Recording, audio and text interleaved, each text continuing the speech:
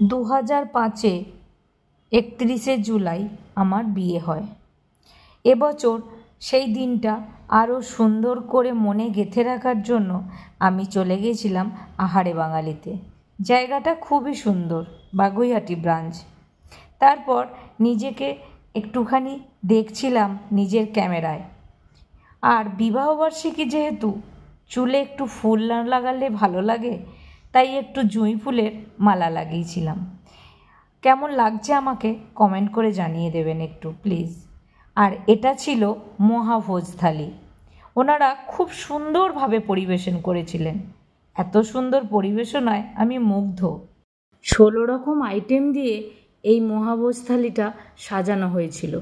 এত সুন্দর করে সাজানো হয়েছিল, মনে হচ্ছিল যে আমি সত্যিই কোনো বিয়েবাড়িতে খেতে এসেছি।